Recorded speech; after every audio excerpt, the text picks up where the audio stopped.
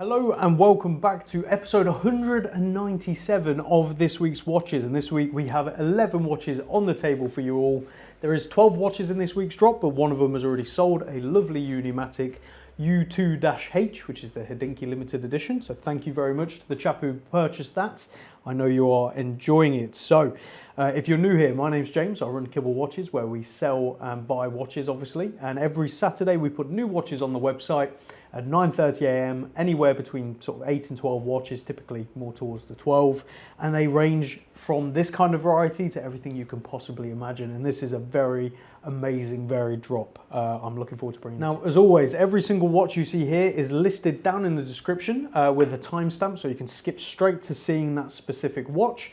There's also a link to the website where you can head over, see all the extra details, extra photos, price, and purchase it if it's still available.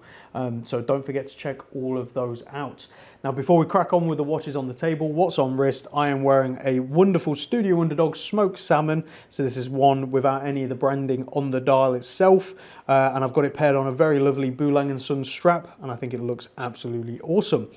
So that's what's on wrist. Okay, let's crack on with what you're here to see, and we're going to start with this beautiful and impressive 1996, almost a birth year for me, A.Lange 1815 in 18 karat yellow gold, 36mm. Let's take a closer look at this beautiful watch. Starting this week off with a incredible A.Lange 1815 with that beautiful silver white dial, black Arabic numerals, and obviously those iconic blued hands. This is an 18 karat yellow gold, and the yellow gold has got a slight gold burn going on with it, which is where it sort of oxidizes and patinas. Quite desirable, and a sign that it's obviously not been polished in a while. We can have it polished on request to look like new again, although I don't personally feel like it needs it, but it's always personal preference when it comes to polishing. This is a reference 206.021, and you can see original Lange signed crown right there, if it will focus. And then as we flip it over, the other star of the show is beating away right there. That is absolutely incredible. So what you're looking at right there is a manually wound A.Lange caliber L941.1. So this watch actually dates to June 1996 with its paperwork, service records, and also a little sort of A.Lange box, but not the original box, unfortunately. It does come paired on a aftermarket strap, which I think suits the watch beautifully and brings out the tones of the dial and the gold. And importantly, it does have its original Lange 18 karat gold buckle to match. So this is a real wonderful example, and obviously coming from 1996 is what we'd consider an earlier Lange, which some people are more driven to collect than some of the more modern ones. There's not really, it comes down to personal preference at the end of the day, but this is a wonderful example, and at 36mm it wears beautifully too. So let's show it on wrist and talk dimensions. And here we go on my 7-inch wrist. Now, I would very happily wear this regularly.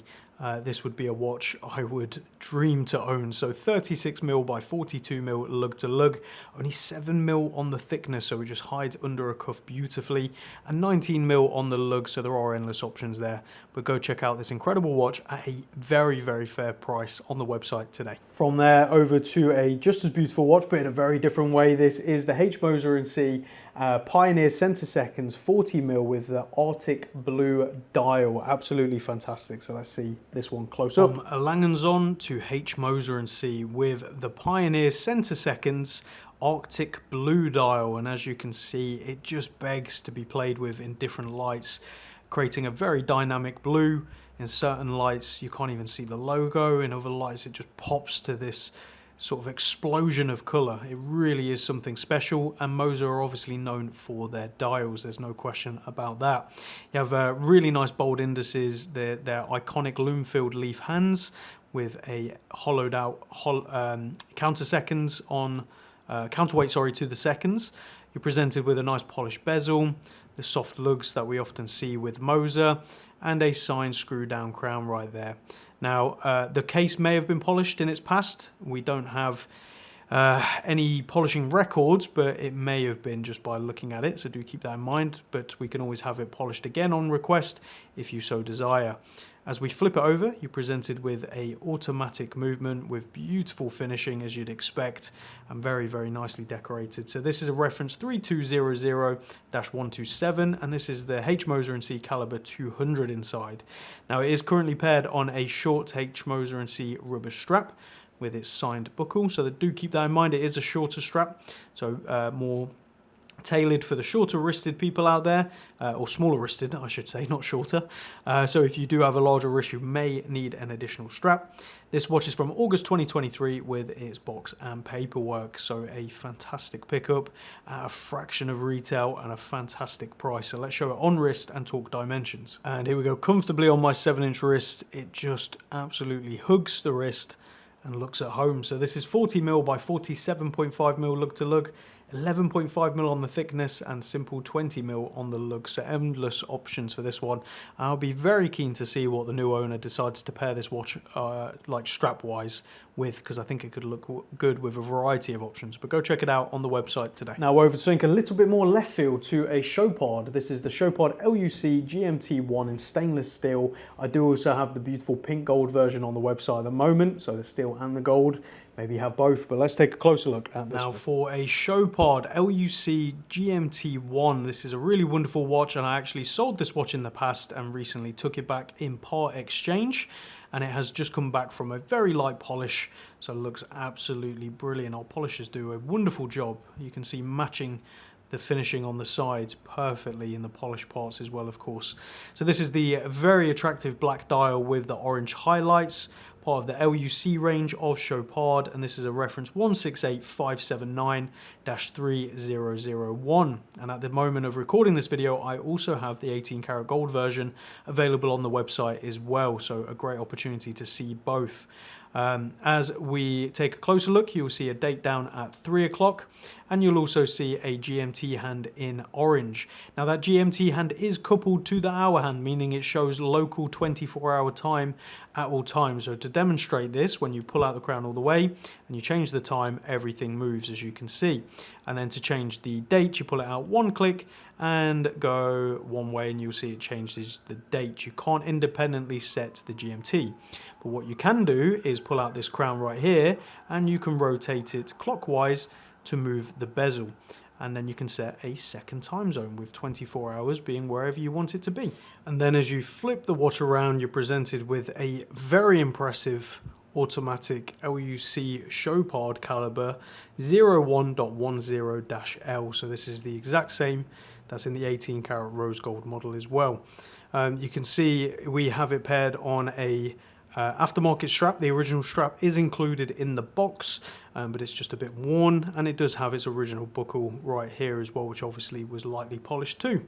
So a really great opportunity to pick up a wonderful example at a fraction of retail. This one's from March 2017 with its box and paperwork as well. So let's show it on wrist and talk dimensions. And here we go on my 7-inch wrist. Whilst it's on the larger side, it does wear incredibly well with the short lug to lug total measurement. So this is 42mm by 50.5mm lug to lug, 11mm on the thickness, so nice and flat against the wrist, and only 20mm on the lugs.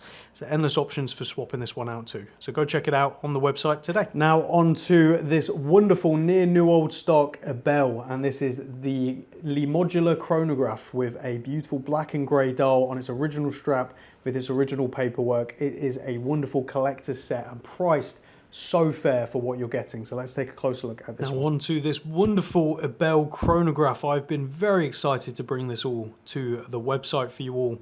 This is the Ebel modular chronograph automatic with that beautiful black and grey dial with those very, very nice appliques around the outside and Roman numerals, and that tritium on the dial and hands, which is very, very faint but lovely nonetheless. Obviously start, stop and reset, all as you'd expect, and a really beautiful polished bezel with screws in the case towards the bezel as well.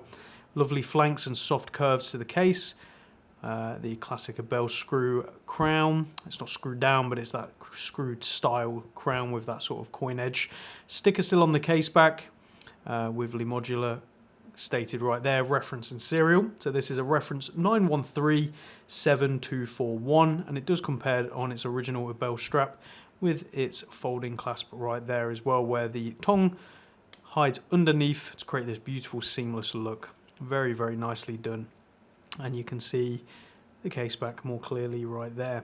So beating away inside this watch is the automatic Ebel caliber 137, and this one's from July 1996, so right towards the end of brands still using tritium. And this comes with all of its original paperwork and booklets and a nice little Ebel pouch as well to match.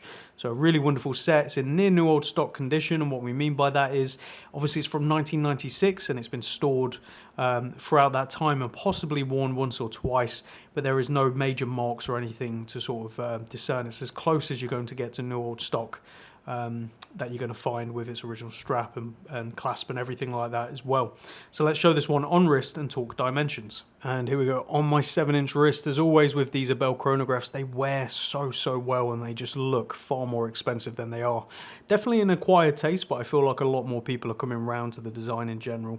So what you're looking at right here is 39mm by 44mm lug to lug, only 11mm on the thickness and 21mm at the lugs. So go check out this incredible watch, an example on the website today. Now let's go on to an incredible Zenith from the 60s. This has a beautiful manually wound chronograph, one of the last manually wound chronographs that I think Zenith made at the time, and it's 38mm with this really lovely glossy black dial. I don't think this one's going to stick around long, so let's take a closer look. Now time for a Zenith, and this is an absolutely wonderful example with a beautiful black dial which is glossy and has some patina speckles throughout, as you can see.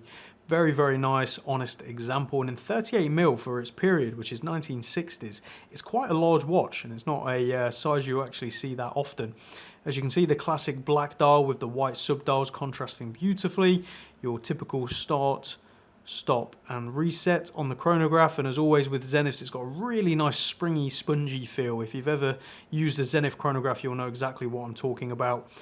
Zenith sign crown at 3 o'clock as well, with the Z in the star.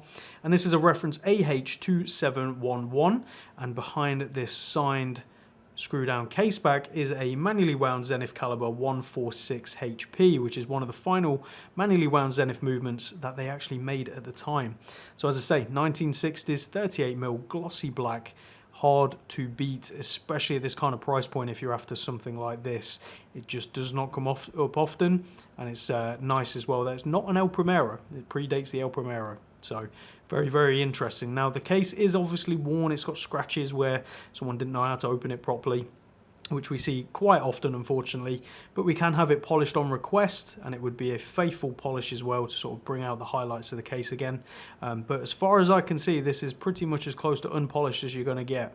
There are very nice sharp edges throughout, including that bezel, which is stepped as well. So let's show this on wrist and talk dimensions. And here we go on my 7-inch wrist. So comfortable and so good looking at 38mm by 44.5mm lug to lug, 13mm on the thickness, and obviously some of that is in that domed acrylic crystal, and 20mm on the lugs. So go check out this wonderful example on the website today. Now let's go over to some affordable vintage. We're going to start with this Zodiac Aerospace GMT automatic 35mm with a really lovely dial and very cool sort of brass bezel as well. So let's take a closer look at this now one. For a wonderful vintage Zodiac Aerospace GMT with that beautiful red GMT hand. It's definitely a highlight of these models, and this one comes with its original brass bezel.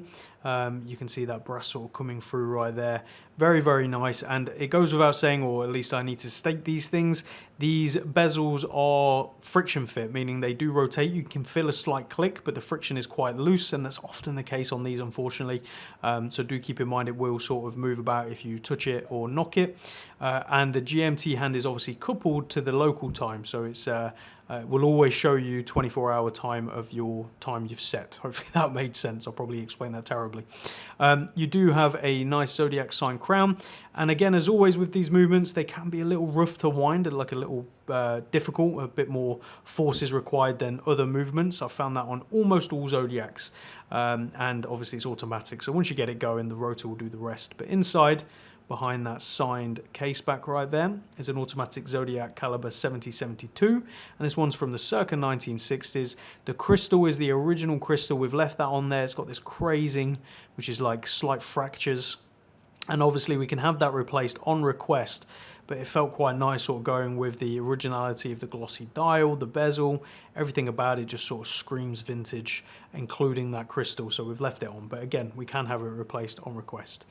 Paired on a nice black strap and ready to be enjoyed. So let's show it on wrist and talk dimensions. And here we go on my 7-inch wrist. I forgot to say this is a reference 752-925. And what you're looking at is 35mm by 42.5mm lug to lug, so really compact on the wrist, 11.5mm on the thickness, and 18mm on the lug, so endless options for strap options for this one. So go check it out on the website today. And for those of you who love military watches out there, I have a super honest example. This is a 1976 CWC W10 British military watch, the original crystal, which is crazed and scratched in certain areas, lovely tritium dial and hands, and an unpolished case as well. So let's take a closer look at this one. Now we have a wonderful and honest CWC W10, and this one dates to circa 1976. So what you're looking at right here is an unpolished case, original crystal, which has obviously got marks and scratches as you'd expect, and a beautiful matte tritium dial with tritium handset, which is matching beautifully. Broad arrow proudly stated right there at 6 o'clock, CWC, and the T in the circle. Nice original crown right here at 3 o'clock, and as we rotate it round and lift off this NATO, which is a very nice NATO, by the way. I don't know where it came from, but it is very nice. And you can see all the markings you'd expect of the W10 with the last 2 digits of the serial right there, designating what year it was issued, which is 1976. So yeah, not a huge amount more to say on this one. It is powered by the manually wound ETA caliber 2750, which is a hacking movement. So when you pull out the crown, you can actually stop the time, something we take for granted today. But obviously in a war situation, would have been very vital to syncing up times, to be able to sort of conduct missions and do things of much importance, obviously, at that time. So yeah, really wonderful thing. Nice NATO, that looks great. And these are priced so well at the moment. I can't believe these can be picked up for well under £1,000. In my opinion, with the kind of history these things have, they should be far more expensive than what they are, but I'm glad they're not. So let's show it on wrist and talk dimensions. And here we go, comfortably sized on my 7-inch wrist. It goes well with my jacket, and I think everyone at some point should own a W10, but hey, that's just me. So this is 35mm by 41mm lug to lug, only 10.5mm on the thickness and 19mm on the lugs with fixed spring bars, so you are limited to open-ended straps or NATOs or pass-throughs or whatever you want to call them. But I think this pairing works perfectly. So go check it out on the website today. Now on to something quite interesting. This is a Fears Brunswick Midas 1, but it has a Midas 2 case, which is the stainless steel gold-plated case, as opposed to the Midas 1 bronze with dual gold plating. So it's kind of like a piece unique. There isn't another one out there like it. So let's take a closer look and talk more about this one. Now on to a Fears Brunswick Midas. Now, as I said in the intro to this one, this is actually a Brunswick Midas 1 in a Brunswick Midas 2 case. So this is a configuration you will not see anywhere else. So, in the Brunswick Midas 1, when they first made them, they made 2 variants. This lovely porcelain white dial with Arabic numerals, and another dial which was like a champagne-y, silvery colour. They only made up to 5 of each a year, and it was a production run that I think was less than like 2 years. So the production numbers are in this sort of double digits at most of this model. Now, the Brunswick Midas 1 had a bronze case with a dual gold finish. So it was a bronze base case with gold plating, essentially. And unfortunately, this one had a bit of an imperfection with the bronze, which Fears were very good with actually sorting out and replacing the case with a Midas 2 case. So this is, as far as we're aware, the only Midas 2 case with a Midas 1 dial. So this is actually your standard, or I should say more typical stainless steel case with gold plating, which is absolutely lovely. You have the signed Fears crown right there, again a beautiful touch, and still the nice spun stainless steel case back. Now this is a reference BS23801, and it's powered by a manually wound ETA 7001 from May 2020. Now it does also have reissued paperwork for this case, because obviously it's a different case to what was originally on the watch. So it has both the original paperwork plus the updated paperwork that Fears provided, which is very good of them. Comes on a lovely Fears short strap with a Fears signed modern gold-plated buckle as well, which just looks fantastic. And it comes with 3 straps total. 2 are short and 1 is a regular length. So options are there. But let's show this wonderful sort of one-of-a-kind watch on wrist and talk dimensions. And here we go on my 7-inch wrist. It is a hefty look, that's for sure. And it definitely looks far more expensive than it is. And if I'm not mistaken, even the Midas 2, I was going to say Brunswick. That would have been a merger of the Brunswick and Midas. There you go. So even the Midas 2, I believe, is now discontinued. So your options are incredibly limited. But what you're looking at right here is 38mm by 43mm lug to lug, 11.5mm on the thickness and 20mm on the lugs. So go check out this amazing watch on the website today.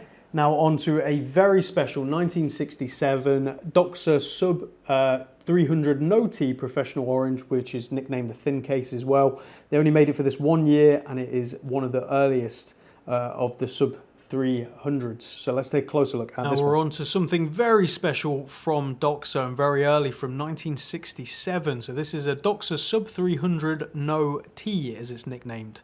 Reason for that, you'll see Sub 300 stated right there, and it doesn't have a T on the end, which is what the later editions did have. So they only produced this for 1 year.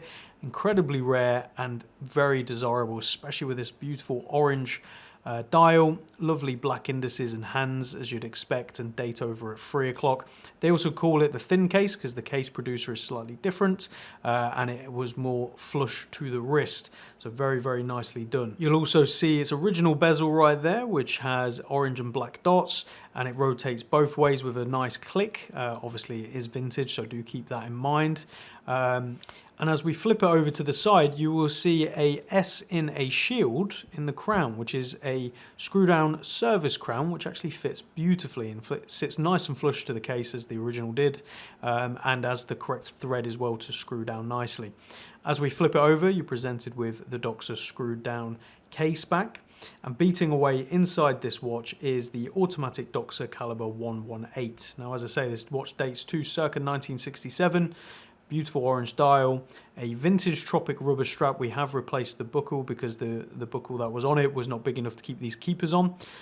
So that is replaced. And it also comes with a very rare and desirable Doxa bracelet that unfortunately doesn't have the end links, so it can't actually be used, but it's provided with the watch at no extra cost. These are sprung bracelets. I've seen them before, and as you can see, it has a ratcheting clasp as well. A very amazing piece of kit with the beads of rice, so a nice little addition at no extra cost. And if you can find the end links, it would obviously improve the value of the watch substantially, so do keep that in mind. But that sort of covers all bases, so let's show it on wrist and talk dimensions. And here we go on my 7-inch wrist. You could definitely have fun swapping out straps on this one. So this is 42.5mm by 44.5mm lug to lug, so really nice compact cushion case. Only 12.5mm on the thickness, and obviously a lot of that is that original glass crystal. So that is the original glass, not acrylic, so keep that in mind as well. And 20mm on the lugs, so endless options for swapping this one out. Go check it out on the website today. And now to the final two, some affordable bits. We have a classic Seiko 5 Sports Orange GMT automatic, priced to fly on its Jubilee bracelet. A really great watch for someone out there looking for an affordable GMT. From an incredibly rare orange Doxa to a incredibly affordable and amazing orange Seiko GMT. This is the SSK 005K1 from circa 2022 with its box and paperwork on the Jubilee bracelet with that beautiful bezel, which looks like an old Bakelite bezel in certain lights with that pop of orange coming through, and obviously that vibrant orange dial right there with a GMT hand proudly shown there. Date at 3 o'clock, Cyclops over that date so you can see it a bit better.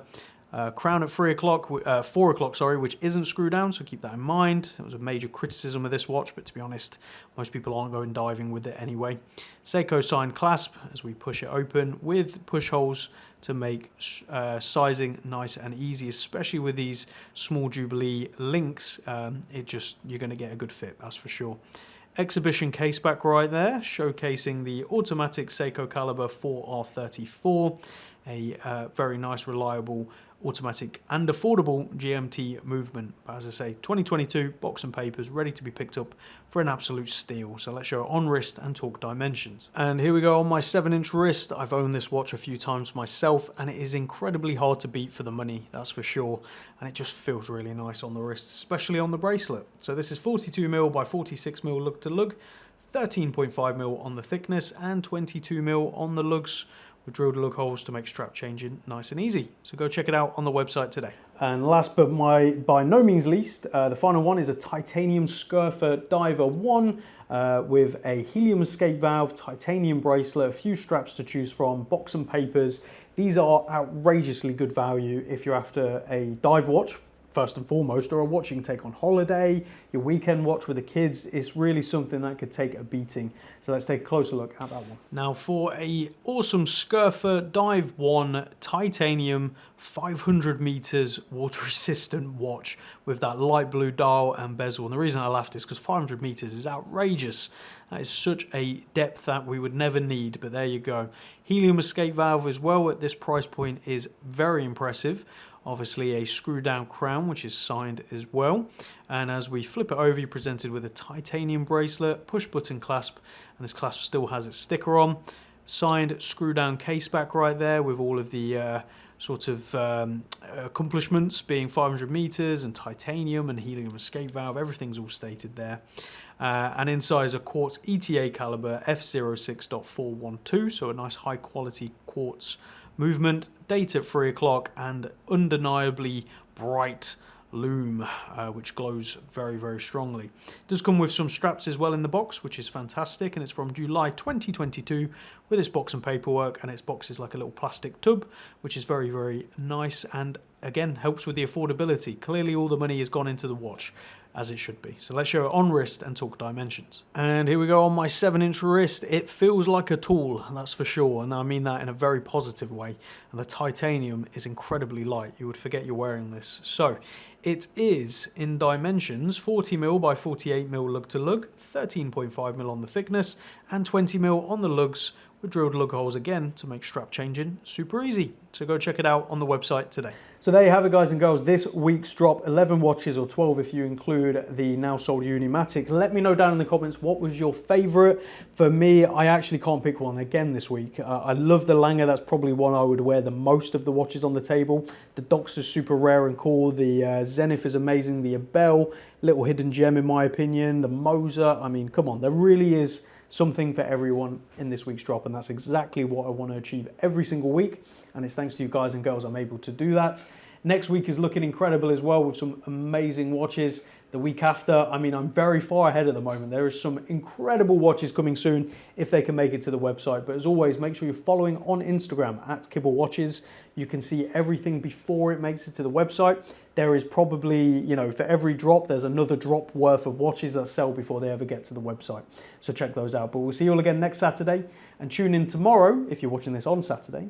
So tune in Sunday, 9:30 a.m. for another Q&A. Some really great questions, and hopefully I don't get in too much trouble with some of my answers. So we'll see you then. Take care.